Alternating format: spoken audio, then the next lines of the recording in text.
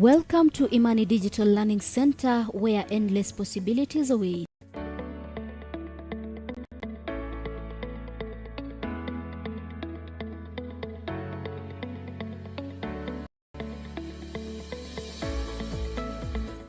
Are you a student with a passion for journalism and media studies? Look no further.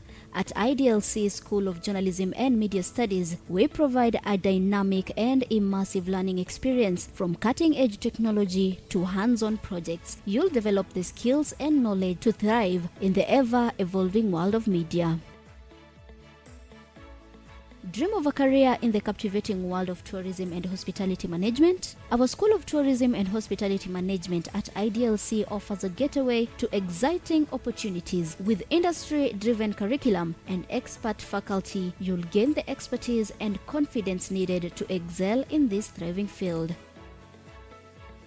Seeking a deeper understanding of theology and divinity? At IDLC School of Theology and Divinity, we provide a nurturing environment for spiritual growth and intellectual exploration. Our dedicated faculty and thought-provoking courses will guide you on a transformative journey. At Imani Digital Learning Center, we believe in hands-on education through internships, industry partnerships, and state-of-the-art facilities. You'll gain real-world experience that sets you apart. Our supportive community and vibrant campus life ensures a well-rounded education. Join us at Imani Digital Learning Center and unlock your potential. Discover your passion, chase your dreams, and shape a brighter future. The journey begins at IDLC.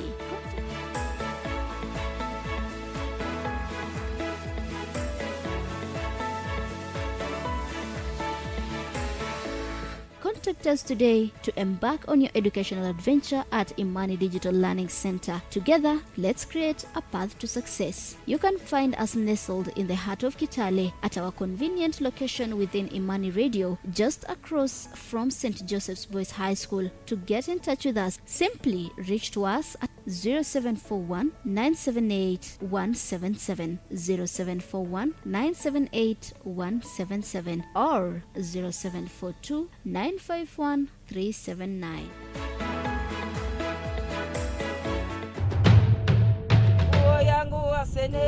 Africa. What is your perception of Africa as a continent?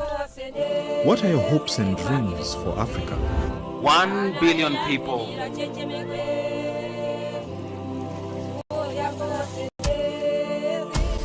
55 sovereign states, with at least 7 of these being the fastest growing economies of the world.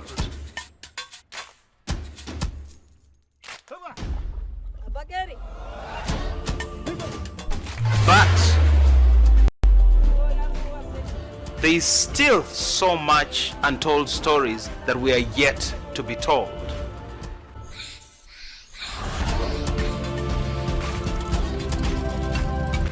Do you see your part in the development of this continent? Africa is a continent rich in resources, culture, talent, and the home of stories. Stories that bring joy, stories of resilience, strength, and a never-dying spirit that gives hope. Voices of people who have pushed beyond limits to make positive change in the African society. Which is why I'll be bringing you African Vision Voices in line with Good News Productions Africa to highlight the heroes and the heroines of Africa, together with African news content. My name is Francis Msakali. See you then.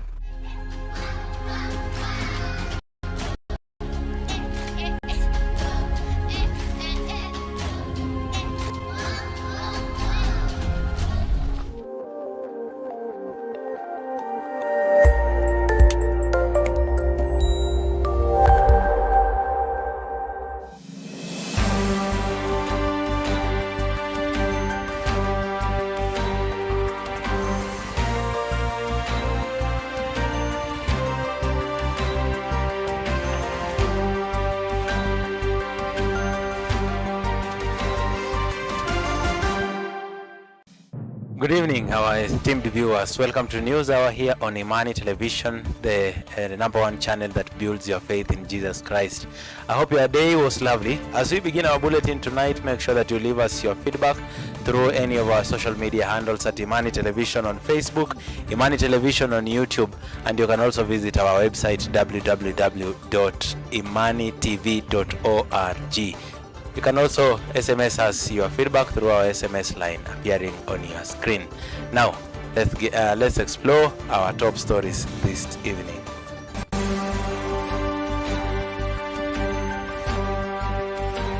Yaani kupea wale watoto wadogo mimba. Sisi ndio tulikuwa namba 1, si ndio? Sasa pia nakuja kuambia vijana ama wale watu wote wako hapa hivi. Hii mambo ya kwenda na watoto wadogo, si ndio? Underage. Wale they are 18 years and below. Hiyo sheria haifevi vijana, yaani mtoto wa kiume. Hiyo sheria inafeva tu msichana ule mwenye utapea mimba. Utapea mimba, akimaliza kuzaa, kuna rescue team mingi sana zimerudisha shule.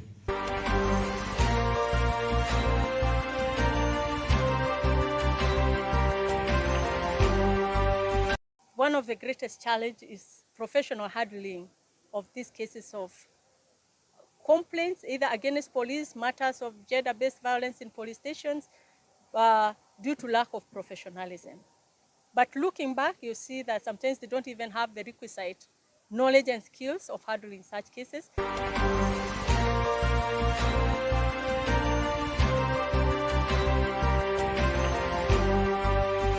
The collapse of the Arol and Kimalel case confirmed the ODPP is politically captured and is part of a conspiracy to defeat justice.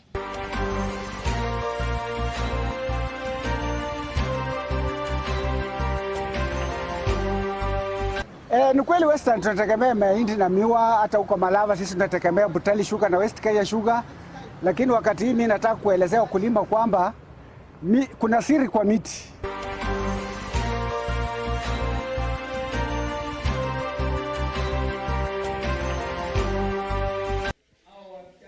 AIC Chorwa, where we have our rescue center for the girls who are running away from FGM.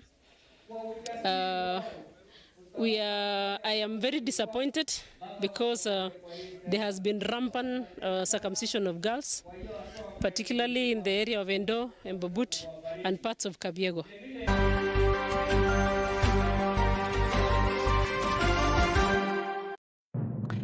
Welcome to the broadcast. My name is Barasa Saenyi. Now, citizens have been urged to ensure timely reporting of criminal activities and avoid tampering with scenes of crime to enable the success of cases in courts. State and non-state actors in the promotion of justice and human rights defenders who spoke during a sensitization forum said that there is a need to cultivate a good relationship between the Nyumba Kumi initiatives and the police officers to ensure good communication between different actors. The meeting was aimed at strengthening the criminal justice mission by ensuring victims receive justice promptly. Let's begin our bulletin. One of the greatest challenges is professional handling of these cases of complaints, either against police, matters of gender-based violence in police stations, due to lack of professionalism. But looking back, you see that sometimes they don't even have the requisite knowledge and skills of handling such cases. Sometimes they don't have even the requisite tooling and kitting. I request that the government may provide sufficient funds for capacity building of our police officers to meet the demands of crime in this 21st century policing. Changamoto kubwa kwanza ni reporting pale nyumbani. Mara kwa mara utapata kitu kama hii imefanyika, ubakaji, defilement ya mtoto mdogo. Wahusika sana sana ni majirani, family members, relatives. In the first instance, kuna ile kujaribu kufunika offense kama hiyo. Unapata kitendo imefanyika siku ya Jumatatu kwa mfano, watu wanakosa kuelewana pale nyumbani, itafikishwa taarifa hiyo siku ya Jumatano kwenye kituo cha polisi. Wakati nafikishwa, mambo mengi yamefanyika ambayo hafai kufanyika. Kwa mfano zile nguo mtoto alikuwa amevaa zimetolewa, ile evidence imepotea. Kama kulikuwa na jeraha ndogo pengine imepona. So inakuwa Now, at the same time, the government is urging people to welcome young criminals released from the prisons, or rather reformed criminals. Dr. Raymond Omoro, the permanent secretary of the Ministry of National Security, emphasized the importance of dealing with stigma against juvenile offenders and how it can help prevent such behavior in future. Omolo says and hopes that the initiative will make a positive impact on rehabilitation efforts and reduce recidivism to reoffend the rates. Let's watch. The greatest desire I had when I came here was to go back to school, but I didn't know how I will make it because my parents weren't able.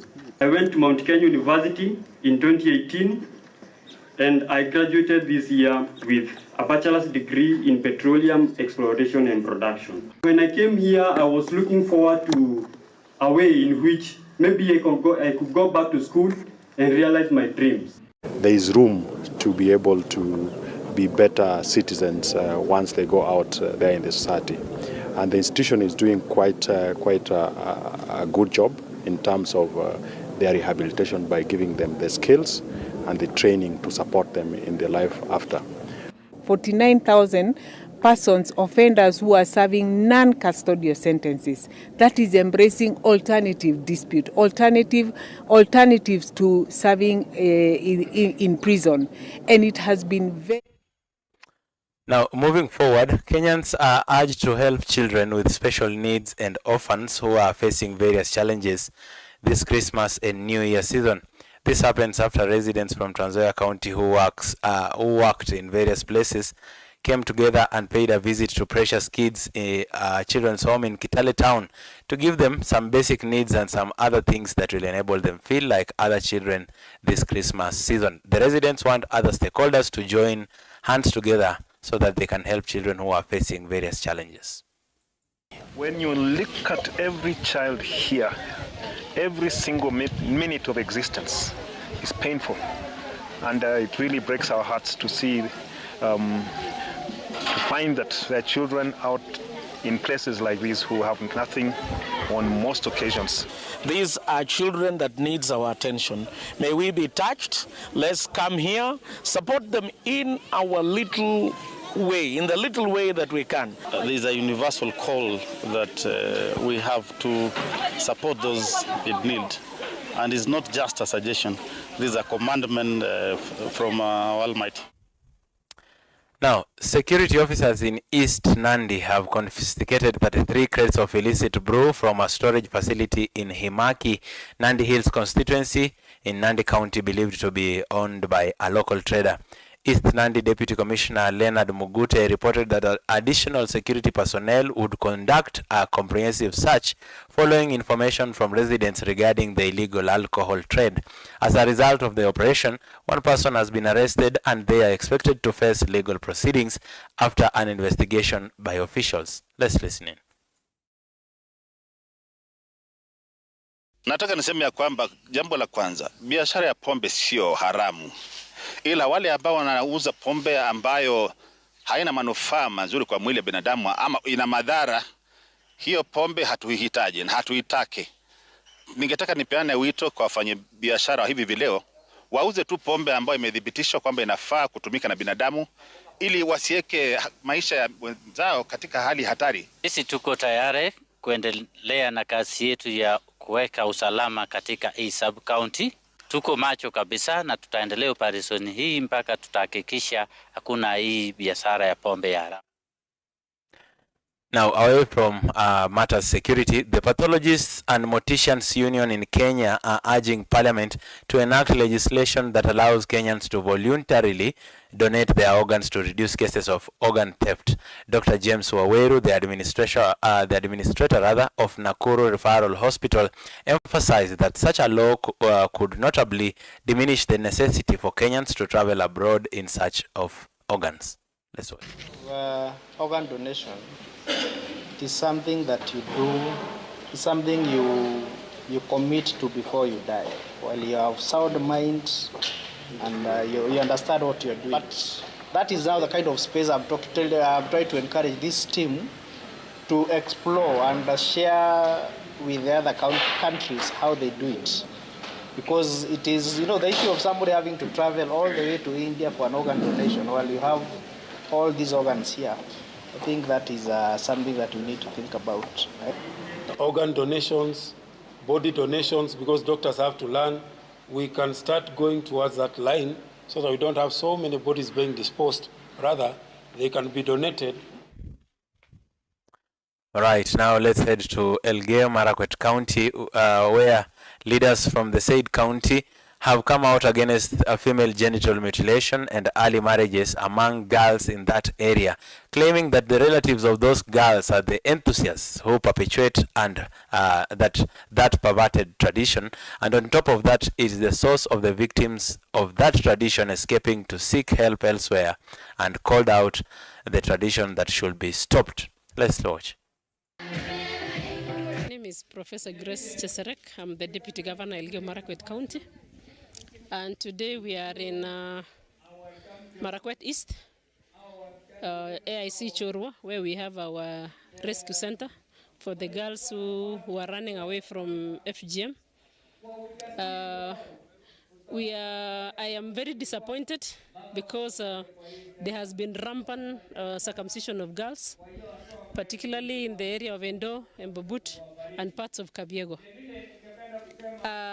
As much as there is also rampant circumcision going on, we are also happy that we managed to rescue over 100 girls who are here. They have undergone training here in the church, and they have been trained, and we have also encouraged them not to undergo FGM.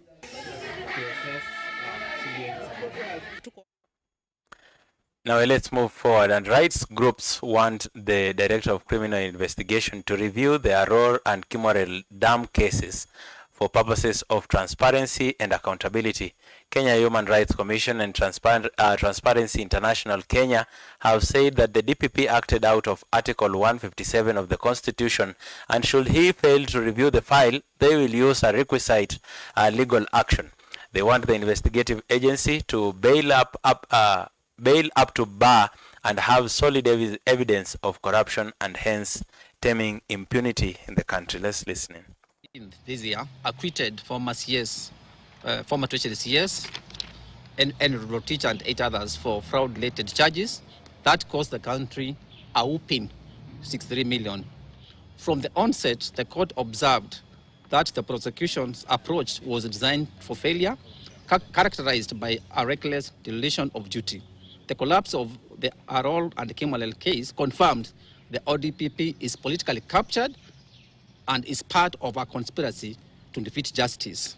ODPP, that is the Office of the Director of Public Prosecutions, is such a critical cog in the criminal justice system, and the right to justice and the fight against corruption must not be handled with such casualness. The DPP, in the exercise of his or her functions, or the powers of his or her office, shall not be under the direction or control of any person or authority.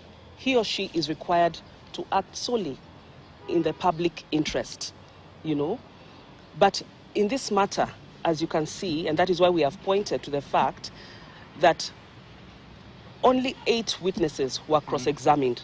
41 others were called and simply not interrogated.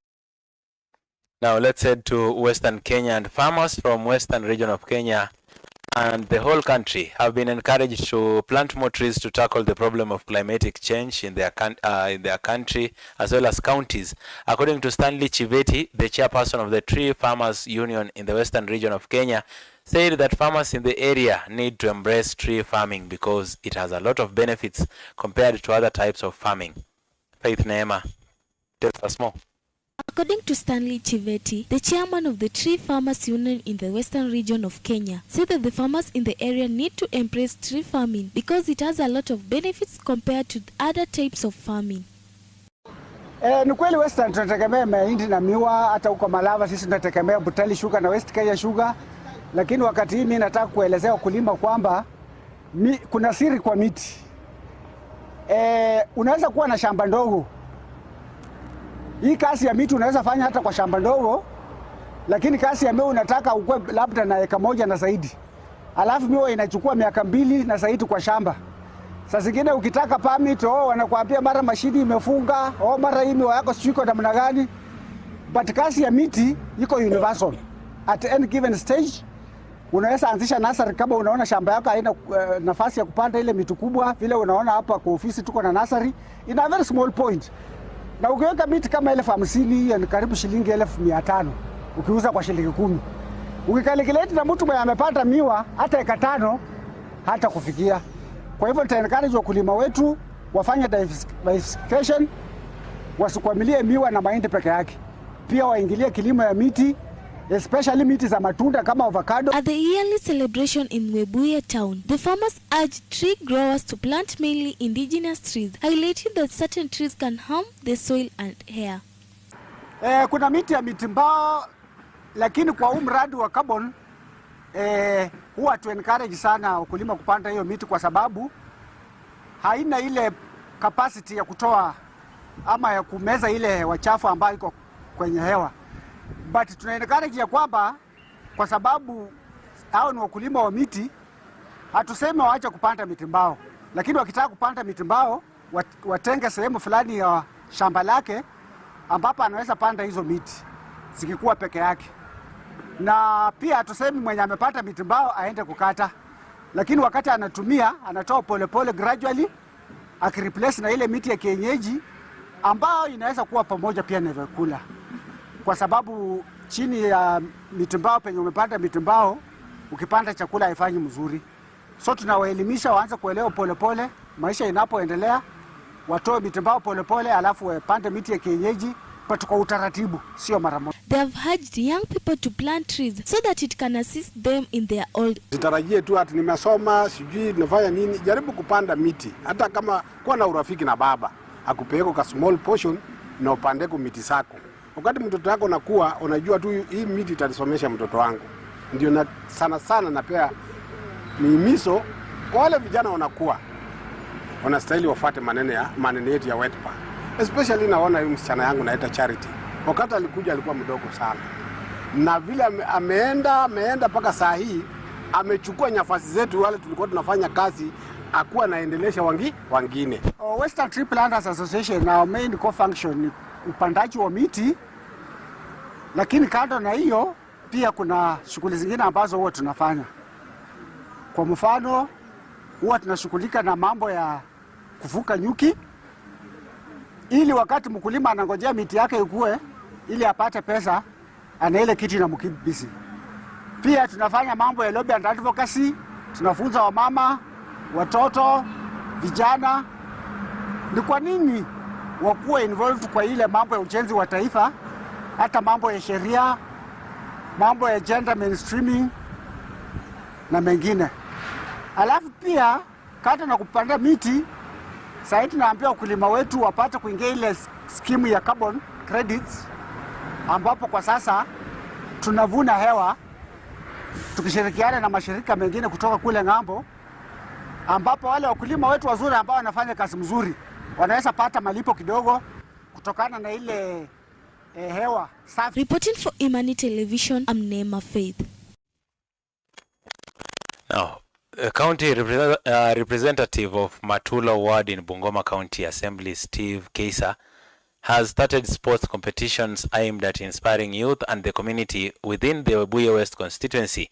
These events focus on addressing the repercussions of teenage pregnancies and substance abuse. Through these sporting activities, Simiyu seeks to engage to educate young people, raising awareness about the adverse effects of early pregnancies and drug abuse. His efforts aim to create a positive impact by promoting healthier lifestyles and offering alternatives to negative influences in the community. That's said to Bungoma. Awareness ya ukijua hapa Bungoma County, Webuye West constituency, sisi ndio tulikuwa number 1 kwa teen pregnancy. Yaani kupea wale watoto wadogo mimba. Sisi ndio tulikuwa number 1, si ndio? Sasa pia nakuja kuambia vijana ama wale watu wote wako hapa hivi. Hii mambo ya kwenda na watoto wadogo, si ndio? Underage. Wale the 18 years and below. Hiyo sheria haifevi vijana, yaani mtoto wa kiume. Hiyo sheria inafeva tu msichana ule mwenye utapea mimba. Utapea mimba, Akimaliza kuzaa, kuna rescue team mingi sana zimerudisha shule. Lakini wewe ndume mwenye umepeana, siku hizi na wanasema minimum of 30 years. Utaenda ndani miaka 30. So ni kujipanga. Ukipata hao watu, ambia mtu akuonesha ID. Usiende tu mafuta amekula, mwili imekuja, udhania ni mtu rika yako. At least wacha mtu akuoneshe kitambulisho kwanza, ndio jaribu kufanya kitu chochote. Yaani wacha tuachane na hao watoto wadogo 18 years and below, wachana nao. Vile nilikuwa nakimbia huku nikitafuta kura, nilisema ndapea talanta kipaumbele. And nikidhani hii ni baadhi ya kitu moja ambayo nilikuwa nimeagiza katika manifesto yangu, kuhakikisha kwamba vijana wetu wasikuwe idle wakati tuko katika kila wakati tunasaulika, lakini siku ya leo tunashukuru. Hivyo jambo la pili pia tunataka kushukuru ni kwa sababu manifesto ya siku ya leo mojawapo ni kufight against pregnancy. So please, tuko hapa mchanganyiko. Vijana tunaomba kwamba you behave, mkwe watu wazuri, na sisi ladies tuna Now, in other news, young people and couple who want to legalize their marriages have come up with a new way of how they should do in order to reduce the cost of organizing joint weddings and to ensure they get their marriage certificates, saying that the economic situation does not allow them to organize the event personally. This story was produced by Janet Namalwa, who has more details.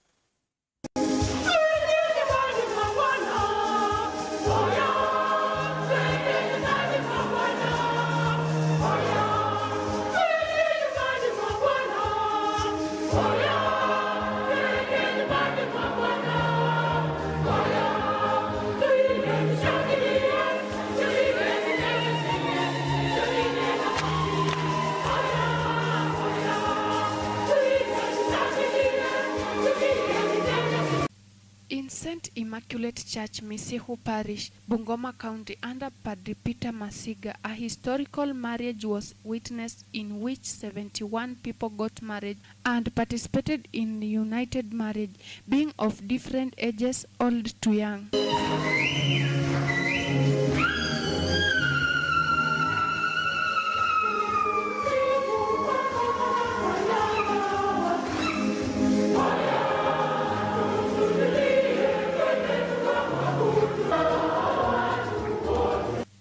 Speaking to the press, Padre Peter Masiga congratulated the couples and wishes them to live happily. He also said that marriage certificate is very important now and encourages the couple to legalize their marriage by organizing joint weddings.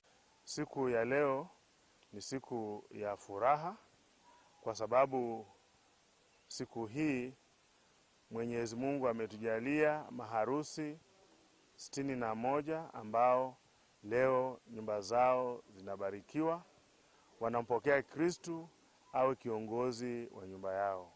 Nashukuru Mwenyezi Mungu kwa nafasi hii ambayo ametupa ili tuweze kuwabariki hawa maharusi, na tunawaombea ili familia yao ije familia ya Nazareti ya Yesu, Maria na Yusufu. Tunaombea familia zao ziweze kuishi kwa amani, kwa upendo na kuelewana. Pia tunaombea familia hizi ziweze kuishi maisha ya imani, wamjue Mungu, wamtumikie Mungu siku zote za maisha yao.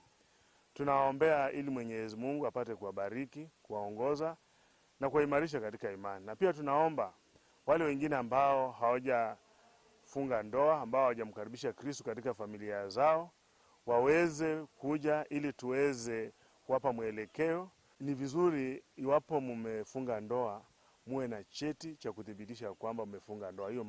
Padre Ramon Awino, in his preaching, he urged the couple to maintain peace and be the best example in the society. Kama wewe mama ama baba ulikuwa unaita bibi yako tu na mtu, sasa anza kuita bibi harusi, bibi yangu, bibi harusi, kwa sababu sasa ni bibi amekuwa waishi. Na wewe baba kama mama alikuwa anakuita tu waliuka, sasa wewe si waliuka, atakuita jaribu kuweka bwana harusi, kwa sababu umetunukiwa nafasi iliyo nzuri sana, nafasi ya kuweza kuheshimiwa. Halafu tena mtavikana pete leo, ishara ya upendo na uaminifu. Kulingana na historia, mtu aliyevikwa pete alikuwa mtu ambaye anaishi maisha makubwa sana. Alikuwa mtu aliyeteuliwa kati ya watu wengi. Kuvikwa pete ama kufungwa mshipi wote kwa shingo ama kwa mkono, ilikuwa wewe ni mtu wa familia iliyo takatifu, royal family. So kuwekwa pete kwa mkono, kwa kidole chako, naweza kusema kidole chema, kuvikwa kidole chema. Na wewe utakuvikwa leo pete, ni kwamba ya kwamba umeteuliwa kati ya watu wote, wewe kuwa mtu mashuhuri kwa maisha ya huyu mwenye anakuvika pete. Huyu mwenye anakuvika pete anakuwa mashuhuri sana katika maisha yako, na yeye pia amekuchagua wewe kuwa mashuhuri sana katika maisha yake. Umheshimu na kuheshimu, umpende na kupende, umtii na kutii, ili maisha yenu yaendelee kuwa kielelezo. Pete sio kitu cha kuchukua na kuweka kwa mtu yeyote ama na hawaweki tu pete. So wanasema maneno, wanasema wanapovuka. Reporting for Imani TV, I'm Janet Namalwa. All right, now the news about the joint readings wrap up our news coverage for tonight from our news desk. Stay tuned to Imani Television for our continued experience of spiritual awakening programs, soul uplifting gospel music and informative updates. I am Barasa Saenyi. I wish you a blessed night. See you tomorrow.